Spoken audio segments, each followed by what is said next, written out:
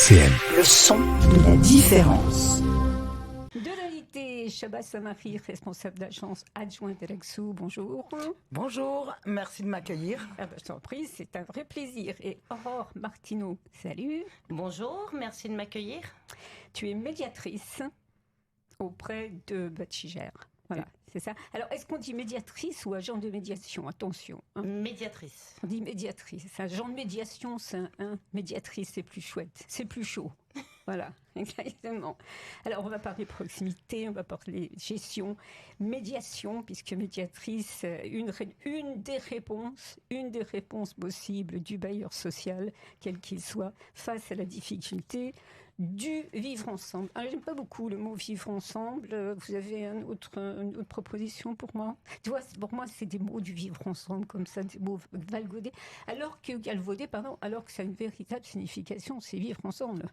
Hein? Oui. Après, le vivre ensemble, je le trouve pas négatif. Non, c'est pas négatif, c'est que ça a été tellement galvaudé, je le redis, qu'on ne sait plus très bien ce que ça veut dire. C'est plutôt du vivre en collectivité et du vivre convenablement, en respectant ses voisins, les visiteurs, etc. Exactement. Alors toi, tu es responsable d'agence adjointe, attention, à l'Axou, très vite, responsable d'agence, très vite, hein. Alors, j'ai en charge les 14 collaborateurs de l'agence. Oui, quand même. Pour la partie opérationnelle. Ça va très vite. Voilà. On est un agent d'accueil, 3 chargés de clientèle, une médiatrice, donc Aurore, qui est un peu le couteau suisse de l'agence. Il en faut. 2 commerciales, des apprentis, un technicien d'agence, donc il y a du monde.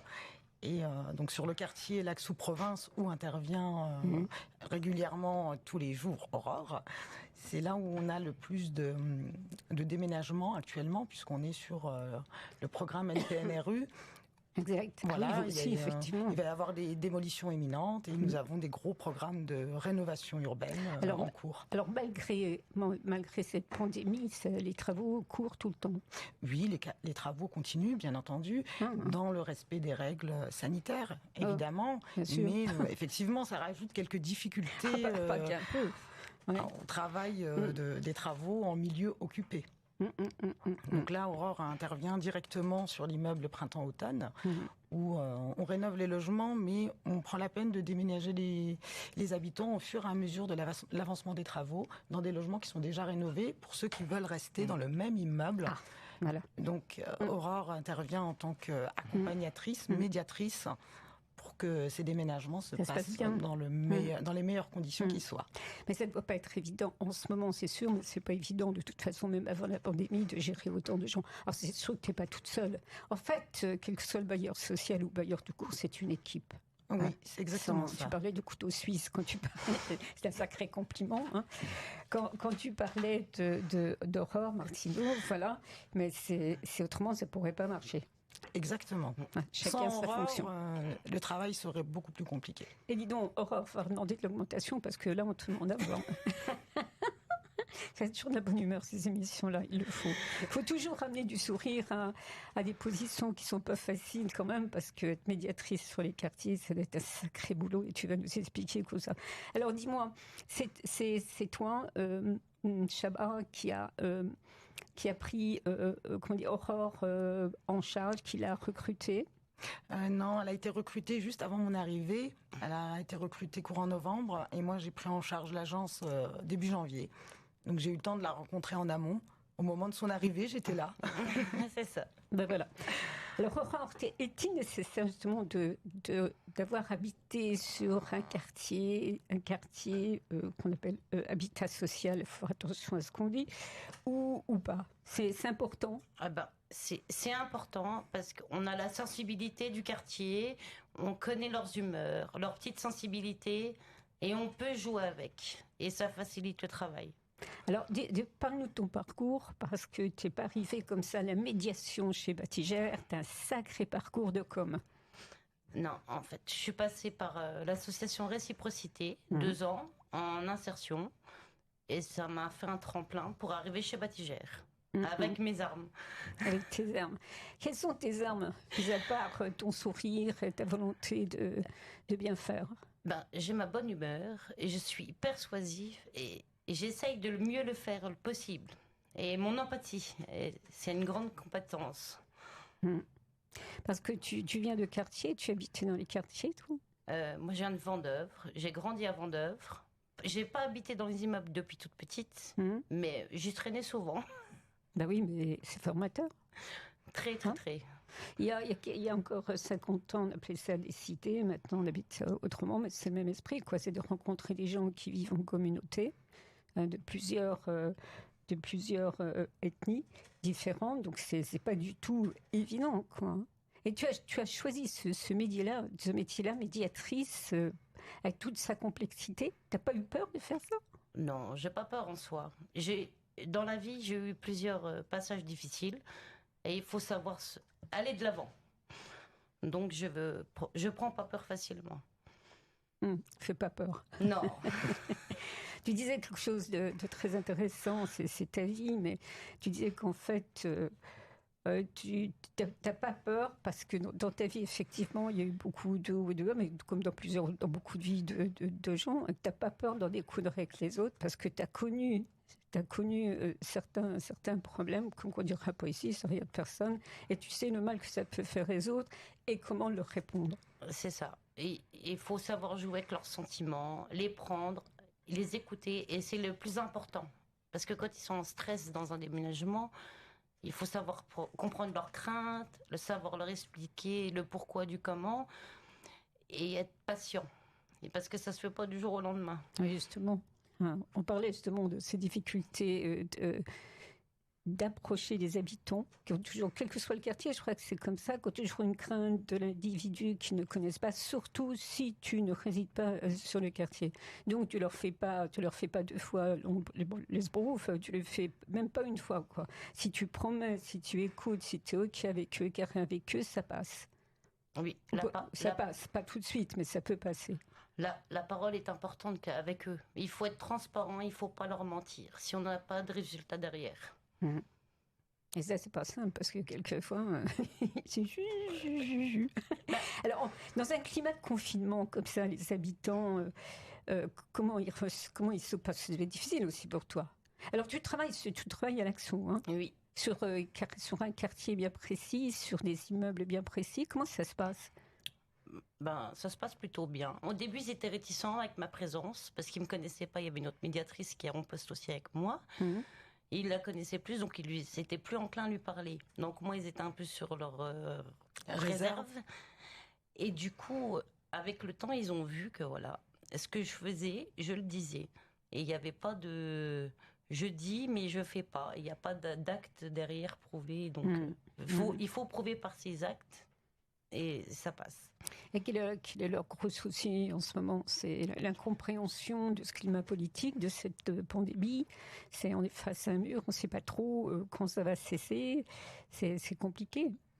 Ce qui les embête, c'est le confinement. Parce qu'ils sont confinés dans des petites surfaces. Et ça peut être anxiogène. En plus, ils sont en fragilité. Ils ont tous des différents problèmes, que ce soit financiers, familiaux. J'imagine. Mais ils arrivent, après, il faut être présent avec eux, les écouter et savoir être concis. Sinon, on peut passer 3 heures avec une personne. Et des fois, je ne peux pas passer 3 heures avec une personne. Il faut savoir donner le temps qu'il faut leur accorder. C'est toi qui vas vers eux ou Alors, comment ça se passe une journée de travail en continu ou pas en continu? Comment ça se passe une journée de travail pour toi? Les gens te connaissent, mais enfin, tu te viens pas avec un drapeau, là, je suis la médiatrice, c'est pas évident. Voilà celle qu'on attendait, Ouria Edour. Bonjour à toi. Tu m'as enlevé le masque, hein, parce qu'autrement, oui, on est à l'aise ici. Comment? Médour, comment je t'ai appelé? De toute façon, avec moi, c'est toujours comme ça. Il faut s'y faire. Tu t'approches plein du micro. Merci. Donc, on en était en pleine dans la médiation. Hein.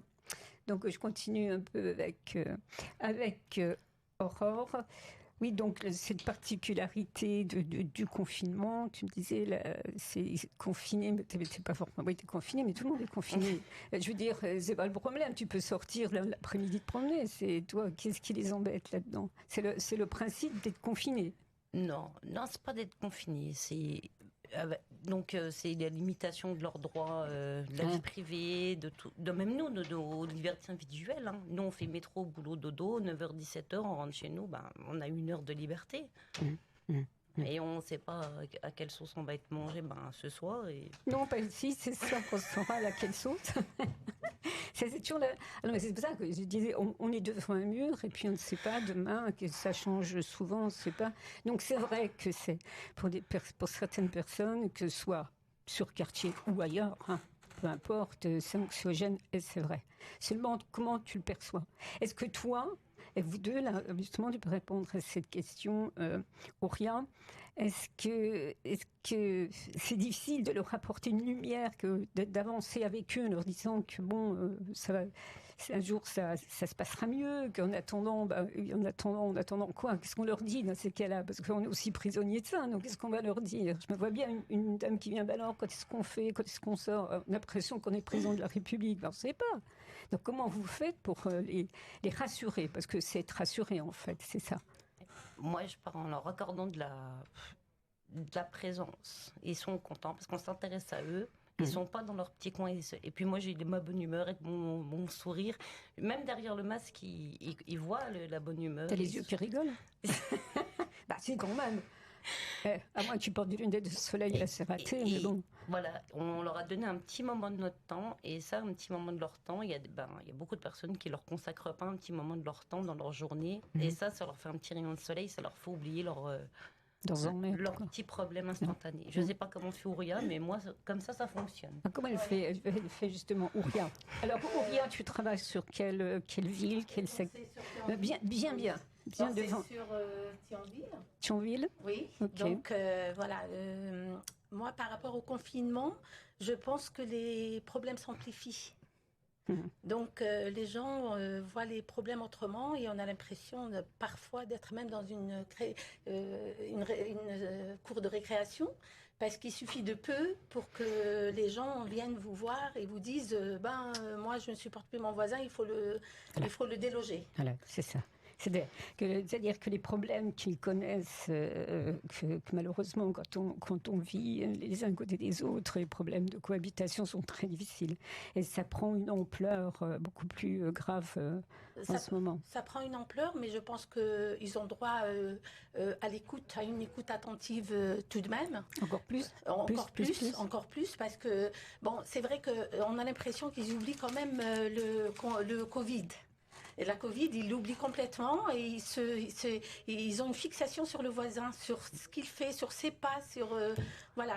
Et donc, je pense qu'en ces moments-là, l'information est très importante parce que, je vous donne un exemple, il y a un monsieur qui ne supportait pas les pas lourds de sa voisine d'en haut. On peut comprendre. Donc, j'ai convoqué la personne et une fois que j'ai su que la personne était diabétique et il fallait qu'elle court à minuit pour aller se soulager, donc je l'ai expliqué au monsieur, il avait une autre pathologie que je ne divulgue pas, mais elle était obligée de se soulager à des heures très tardives de la nuit. Et donc le monsieur a compris, et je pense que même la notion du bruit a changé de forme. Et le bruit est plus toléré parce qu'on lui a expliqué, et donc parce qu'on l'a considéré, on a considéré aussi sa gêne. Et son désagrément. Absolument. Et donc, à partir de là, tout était reparti entre les voisins. Ils demandaient de leurs nouvelles les uns aux autres. C'est génial, ça. Voilà. Et donc, on fait un petit peu le tampon, mais un tampon très considérant des gens, des jeunes des uns et des autres. On n'a pas le droit de jugement. Ah non. Bien sûr. D'où ce métier très, très particulier et difficile d'être médiatrice, quand même. Oui. Parce qu'il faudrait quand même certaines bases déontologiques françaises et on doit se conformer aussi quand même à la directive européenne d'impartialité, de toutes les valeurs qui s'y ajoutent. Et donc même les noms parfois ont changé de forme dans la mesure où quand on est sur sur la déontologie française, on dit impartialité, etc. Neutralité. Par rapport à la directive européenne, on dit indépendance. Et donc l'indépendance l'indépendance est très difficile parce que la limite est très très fragile entre le fait d'être impartial et le fait justement d'être à l'écoute. Et on ne peut pas être à l'écoute en étant complètement non impliqué dans le problème. Mais on ne doit pas être impliqué justement. Ce qu'on doit être, c'est la difficulté de ce métier. C'est la difficulté de ce métier et on doit justement faire abstraction de toute subjectivité en étant intéressé par ce qu'ils disent et en considérant tous les malaises, quels qu'ils soient, on n'a pas le droit à l'échelle, à l'évaluation. Oui, parce que vous répondez quand même à des règlements du bailleur. Tout à fait. Donc ça, il ne faut pas l'oublier. Il faut faire rappeler aussi aux locataires, aux résidents, je ne sais pas comment vous les habitez, aux habitants, moi j'aime bien le mot habitants, que mais vous faites un métier extrêmement intéressant, mais vous répondez aussi à des directives qu'on vous donne. Oui, il y a deux... Il y a deux parties. C'est que la première est préventive. Bien sûr. Donc nous, on va vers le locataire, on essaye de mettre fin à l'exclusion, on informe, on divulgue. Donc, par exemple, par rapport à la Côte des Roses à Thionville, il y a eu la rénovation urbaine. Et la rénovation urbaine, ça fait peur d'une part. Et puis, ils ne la voient pas concrètement. Ils n'arrivent pas à s'imaginer ce que c'est. Et puis, ils se sentent hors du contexte. Alors que nous, on va vers le locataire, on lui explique ce que c'est, on lui explique pourquoi on le fait, que c'est pour lui. Et quand on lui explique que c'est pour lui qu'on fait tout ça, qu'il y a des réhabilitations, qu'il y a des démolitions, qu'il y a un programme quand même de l'ANRU, les gens sont étonnés parce qu'ils pensaient que c'était pas pour eux. Donc pour eux, le bailleur, et voilà. Et donc une fois qu'on les implique comme ça, ils deviennent acteurs. Oui, parce que le bailleur, pour eux, c'est quelqu'un, c'est entité, c'est une entité. Oui, c'est ça. Voilà. C'est une entité, on le voit jamais. On voit jamais. Et donc nous, on concrétise. Bailleur, c'est combien de personnes bailleur? Voilà. C'est toute une équipe bailleur avec le directeur là-haut que tu vois. Et pour eux, des fois tu vois les directeurs. Hein. Voilà. Oui, ça peut arriver. Et bailleur, ça veut dire pour eux loyer. Et nous, on leur explique où ça va et pourquoi. Et voilà. Et donc ça, c'est important quand même. Ça, c'est extrêmement important ce que tu dis. Rien que ça vaut le déplacement de vous connaître. Hein. Rien que ça. Alors que vous gérez beaucoup d'autres choses. On n'a pas beaucoup de temps, mais il faut en parler. Mais le matin, vous arrivez... Enfin, c'est comment vos journées de travail ? Oui, le matin. Dites-moi, c'est le matin, mais vous n'allez pas toc toc toc frapper aux portes. Non. Vous êtes dans un local. Vous posez la même question qui est très intéressante que les locataires, parce qu'ils ne sont pas habitués au Grand Est, ils ne sont pas habitués à la médiation, et donc ils me disent vous avez votre bureau où on peut vous voir. J'ai dit on est dans l'agence, et une fois qu'ils savent que j'ai un bureau dans l'agence, ça les rassure parce qu'ils ont un repère. Donc ils peuvent me contacter. Je donne mon numéro et puis ils peuvent me contacter. Et donc ce matin, j'ai commencé ma journée par une personne qui vient se plaindre d'un voisin alors que c'est une personne que j'ai reçue la veille. Mais comme le problème c'est compliqué, donc j'étais obligée aussi de l'écouter et de dévier aussi un petit peu la solution. Tu travailles comme ça aussi, Aurore? Non, moi ça dépend des jours. J'ai pas de journée type. Il y a des matins j'ai des rendez-vous, après je vais faire l'administratif, ou je vais me consacrer à mes projets que moi j'ai entrepris sur l'Axou, sur différents thèmes, la sensibilisation nuisible, qui est un gros problème sur l'Axou. Excuse-moi, j'ai pas entendu la sensibilisation. Aux nuisibles, les cafards, punaises de lit qui les gens de petites bêtes, là. Nam, punaises de lit et compagnie. Voilà. Allez, passe.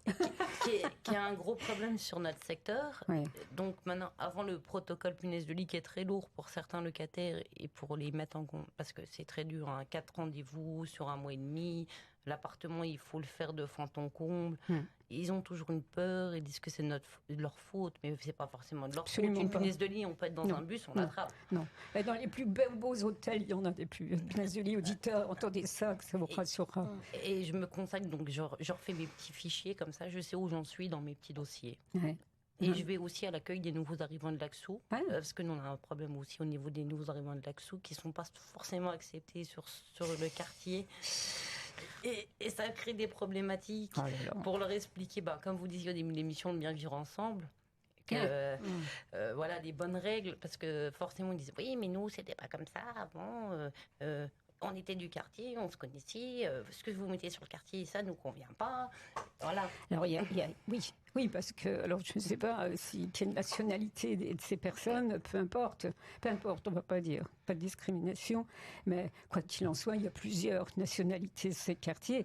Et la difficulté, La difficulté pour vous, pour faire comprendre, parce que vous ne gérez pas toutes les langues. Vous ne connaissez pas. Bon, si vous connaissez l'anglais, encore on peut se démerder avec ça. Déjà le français, l'anglais, et puis après, on fait comment vous avez des personnes qui sont là à côté de vous pour. Ouais. Moi, je suis polyglotte, donc j'ai eu cette chance. Et moi, celle-ci. Et donc, oui. Et donc, quand bien, je vais dans les maisons, quand je trouve une personne âgée qui n'arrive pas à exprimer, ou quand je reçois au bureau une personne qui parle une langue, que ce soit l'arabe, l'anglais ou autre, oui, elle est très étonnée d'abord, et puis elle commence à impliquer l'émotionnel dans la mesure où elle peut s'exprimer dans sa langue, où c'est très important. Normal. Donc, c'est vrai que c'est très important. C'est un atout très important. Ou même pour expliquer le protocole pour les nuisibles, c'est la même chose. Moi, je l'ai pris en arabe. Le protocole punaise de lit, j'ai réussi à l'avoir en arabe, en comorien, en anglais. Moi, je l'ai traduit pour la société qui va faire justement l'intervention. Voilà. Oui, vaut mieux quand même. Hein. Quand même. Il ne faut pas trop leur demander. Tout à fait. Oui, non, mais c'est des complexités de complexité. C'est pas simple. Là, si tout le monde parlait la même langue, si on parlait tous l'espéranto, on n'en serait pas là. Malheureusement, c'est comme ça. Donc d'où la richesse. D'où la richesse, effectivement. Donc vous traitez aussi les conflits de voisinage, vous traitez les problèmes intergénérationnels. Je sais pas, tu viens d'en parler justement. Moi, j'habite là à 50 ans. S'il y a un foot ici, celui-là, mais je comprends leurs craintes. Mais je comprends leurs craintes quand tu habites l'un à côté de l'autre. Tu te demandes toujours si l'autre il va pas te casser les oreilles. Tu peux comprendre ça. Après l'expliquer, est-ce que en général ça se passe pas trop mal quand il y a les conflits? Est-ce que quand même ils comprennent que d'abord il y a des risques, il y a des lois, s'ils cassent les pieds à tout le monde, c'est en général bon, alors malin, c'est à peu près. Et pas trop. Non, mais je pense que c'est très compliqué. Non, il faut savoir qu'ils aiment bien connaître leurs voisins depuis 20 ans. Parce qu'ils savent où on peut aller vers le sel, vers le poivre. C'est ça le partage. C'est une histoire de confiance. C'est une histoire de confiance aux voisins. Okay. On va leur mettre quelqu'un. C'est pas forcément l'ethnie qui leur pose problème. C'est plus le relationnel qu'ils peuvent avoir. Le voisin qui était là avant, je le connais depuis 10 ans, je vais boire le thé avec lui. Là, je sais pas si je vais pouvoir aller boire le thé avec lui. C'est une histoire de jugement personnel et qu'ils auraient à eux. C'est pas une histoire d'ethnie. Hein. L'ethnie n'a pas d'importance dedans. Non, c'est l'humain, quoi. C'est l'humain. Savoir si tu peux aller vers lui ou pas. Okay, il y a aussi le fait que même si à l'ouverture du bail, la signature du bail, on rappelle quand même le règlement intérieur, mais les gens ont tendance plutôt à l'ignorer parce que pour eux c'est un papier comme un autre et à chaque intervention c'est ce que je fais, je rappelle le règlement intérieur, non seulement ça, mais je rappelle surtout la clause résolutoire qui dit qu'on peut intervenir dans attention. Donc, il y a l'épée Damoclès. Oui, non, mais c'est ça. Si vous êtes sympa, vous avez beaucoup d'empathie, mais quand même, les mecs, faut pas se foutre de notre gueule quand même. Oui, voilà. Moi, je dis les mecs, c'est une façon de parler. Les femmes, les hommes, attention. Ok. Autre chose, on vient de me demander un petit papier depuis 2 minutes. C'est agaçant parce qu'il y a tellement de choses à dire qu'il faudra revenir. Mais il faudra revenir parce que c'est d'une richesse pour moi. Pour comprendre comment vous fonctionnez, puis pour les locataires, qu'ils soient locataires chez Bâtisseur ou autres. Je pense que vous travaillez en équipe. Vous travaillez avec les équipes aussi sur les gardiens et tout ça. C'est aussi des gens qui connaissent, qui peuvent aussi vous donner des repères. Il n'y a pas que les équipes, il y a aussi les partenaires sociaux, il y a l'AMLI. Les assos. Il y a les associations, les associations très importantes. Il y a aussi la police municipale avec laquelle on a des échanges. Il y a, quand il s'agit d'un problème psychiatrique ou psychologique, on oriente vers l'AMLI qui a une analyse sociale. Il y a beaucoup de partenaires sociaux qui sont très importants dans l'implication, mais on est aussi le pivot par rapport à nos collègues. Tout à fait. Parce que nous, on échange avec les collègues. Il y a Imoware qui nous rend beaucoup service. Et donc, c'est vrai que c'est important que chaque CC ou chaque... et ça marche dans les deux sens. Par exemple, Aurore est très sollicitée par l'association AMLI pour justement intervenir auprès des familles où on a besoin de récupérer des documents. Donc, elle fait vraiment le lien de communication. Elle facilite les choses pour engager des démarches. Elle n'est pas là que dans les conflits de voisinage, elle est vraiment là du début jusqu'à la fin, que ce soit sur la sensibilisation au rejet hygiène, etc. Ça a l'air d'être simple, comme ça, me fermer sa poubelle avec un sac plastique et puis mettre ses hétérogènes en déchetterie. C'est pas si simple, justement. Non, Donc, c'est pas on a ça. besoin de les accompagner et dans toutes ces étapes-là, Aurore, tout comme Ouria, intervient de façon journalière sur justement l'accueil de tous les nouveaux entrants sur le quartier. Parce que, comme elle le disait tout à l'heure, il y avait un petit problème d'acceptation des anciens locataires pour les nouveaux habitants qui arrivent parce qu'il y a une crainte, ils n'ont pas encore cette confiance. Et nos médiatrices sont vraiment des facilitatrices dans ce domaine et sans elles, je pense que on aurait beaucoup plus de difficultés. C'est certain. Et l'AMLI, je pense qu'ils nous remercient également de leurs interventions quotidiennes parce que c'est souvent l'AMLI qui nous demande l'intervention de la médiatrice. Parce qu'elles sont connues, parce qu'ils ont la confiance des habitants. C'est simplement, c'est simple, non, c'est pas ça, mais simplement ça, c'est l'humanité. C'est simplement. Encore une question, je vais me faire enguirlander par les techniciens, mais je la pose quand même. Vous avez des limites d'intervention dans la résolution des conflits. Vous ne pouvez pas tout gérer, les violences conjugales, tout ça, je pense, parce que ça a un peu explosé, du moins c'est ce qu'on nous a dit, mais je pense que oui, cette misère-là aussi, là, à un moment, ça va. Donc, il y a un moment, il y a les associations qui s'occupent de ça. Oui. Okay. Oui. Parce qu'autrement, vous devenez dingue, là, parce que on écoute et on oriente. C'est bon, hein. Ok. Eh bien, écoutez, l'émission, ça se termine. Pour moi, c'est un peu chagrin parce que ça passe trop vite. Vous revenez, alors là, il faut se retourner vers l'équipe de Batigère pour revenir aussi reparler de ça. Peut-être avec une association, l'association tu citais, Amélie, ça serait vraiment très intéressant, vraiment très, très intéressant. C'est de l'humain. Et ça s'écoute très bien. Qu'est-ce qui se passe dans les quartiers? Comment ça se passe et pourquoi ça se passe pas trop mal? Merci Chaba Samari, responsable d'agence adjointe à l'Axou. Merci Ouria Médour. Oui, je de Thionville. Oui. Voilà, médiatrice également Aurore Martineau. Merci à toi. Beaucoup. Merci de votre sourire, de bonne humeur et de votre engagement. Merci à vous. Je t'en prie, on remercie bien sûr à la régie Bruno Lenner. Merci de nous écouter. Bye bye. N'hésitez pas à réécouter cette émission sur notre site ou la télécharger. Bye bye.